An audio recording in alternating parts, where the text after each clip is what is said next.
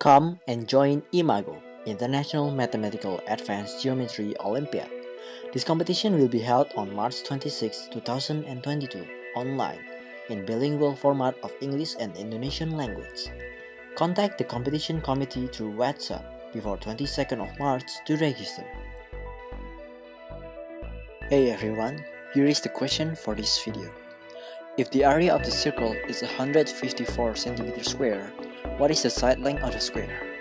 You can pause this video if you want to solve it first. To solve this question, you need to first know two things. 1. The 4 circles inside the square has the same area. And 2. Radius of one circle from the 4 circles inside the square is equivalent to the 1/4 of the length of the square side. Hence, we can find the length of the square side just by finding the radius of one circle. Here, we can find the radius of one circle by using the formula for area of circle, and the area of the circle is 154 cm square. From these two, we can know that 154 is equal to pi r square, which is the formula of circle, and r square is equal to 154 over pi.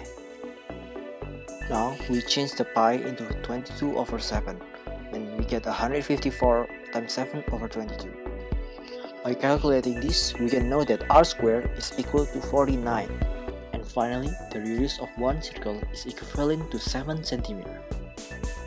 Since now we know that the radius of one circle is equal to 7 cm, we can take that radius and find the side length of a square. We can easily find this side length just by multiplying the radius by 4. And easily you can calculate that 4 times 7 is equal to 28 centimeters. Thank you for watching this video. Come and join IMAGO, International Mathematical Advanced Geometry Olympiad.